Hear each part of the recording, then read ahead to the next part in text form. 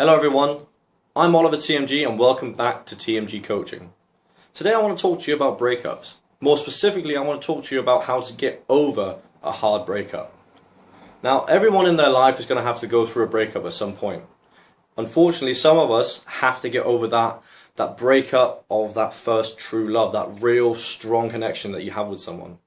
And once that connection gets broken and all that social comfort gets taken away from you, you try everything you can do to try and fix that. You want it back. You want to feel that happiness and that comfort again.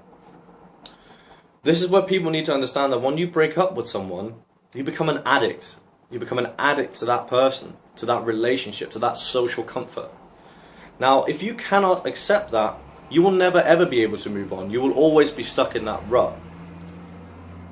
Accept that you're an addict.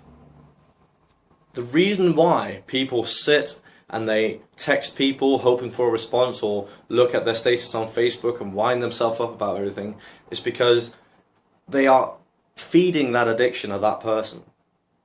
So first you need to accept that you are going to become an addict. You are an addict from breaking up with someone. You have been an addict through the whole time that you were in that relationship. Now there are two very important paths that you can take when you break up with someone. One is you can try and get them back. The other one is that you can try and move on and create a different life, follow a different path. The way that we decide constructively which path we should take, whether we should go down and try and fix everything, or if we should just move on, is by looking at the people in the relationship. Now there are mainly two scenarios here. Person A, i.e. yourself, will be the one that is always messing stuff up. You are not contributing constructively to the relationship, and you're not fixing any of the issues that you are creating. Now that is why someone has broken up with you.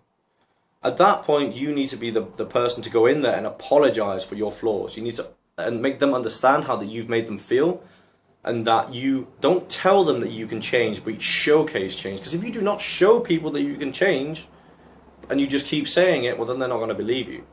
Because if it has got to the point where you are breaking up with someone, where someone is breaking up with you, you already know that they've said a few times, I will change, I can fix this, and you have not done it. If that is the case, you can fix the relationship. You can go down that route of trying to fix it. The other one is that chaotic relationship where you're always at each other's throats. Now, what can sometimes happen here is that one person is doing everything they can to try and fix the relationship. They are feeding themselves into the relationship as much as they can. They're explaining to people, I have this issue, I have that issue, I want to fix this, I want to fix that. The other person will just be sat there going, defending themselves. Oh, well, I'm doing it because of that, or snide remarks, or coming back with something that is not constructive to the argument. If you're that person that is trying to fix anything, and the other person still breaks up with you because they just can't handle that argument anymore, then at that point, I suggest that you move on. Because if you do not, you will either be trying to fix a relationship that is so broken that, and it's so lost that there might not be a fix, you're just not compatible for each other. I suggest that when you do that one, or if you're in that scenario, that you move on. The best way to move on is by accepting the harsh reality. They are gone. It is over. Let it finish. Let that fire burn out. Okay, it is going to be so hard to accept that. But once you can do it, and the quicker that you can do it, the faster you can get yourself into a position and into a social state or a personal state where you can actually move on. Because if you do not, if you're just going to sit there trying to ignite or trying to remember like the relationship that you had, and you sit there on Facebook trying to find out what they're doing now, or messaging them hoping for a response, or anything else that you might think of, it just projects neediness, and no one wants that. So if you're in that position where you were the one trying to fix it and they broke up with you due to the arguments, and then now you're still the one trying to fix it, realize that you are in that position and that you need to move on. You are wasting your time. It is not a good place to be. Take yourself out of that position and move yourself forward. Now there are normally three ways that people can do this.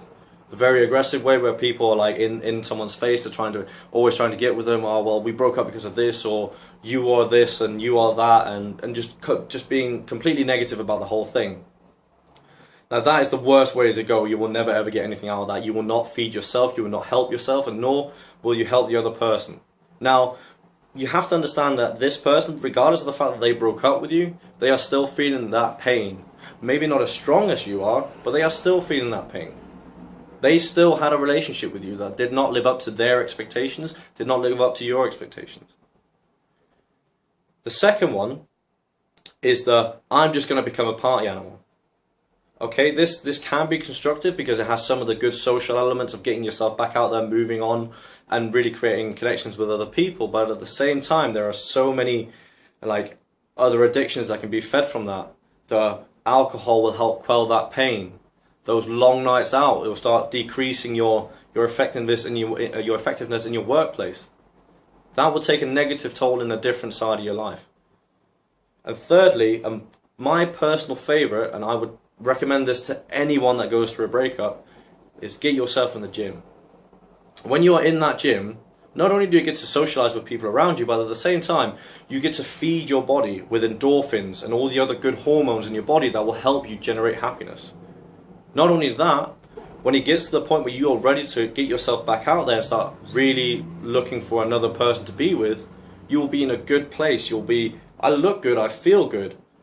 And once you have that in your life, that is when you can really begin to project yourself out there. Realize that you are an addict. If you do not realize that you're an addict, you will never move on. When you do get to the point where you've decided what path you're going to go down and you want to carry on the breakup and move on, that is when you need to decide between the three.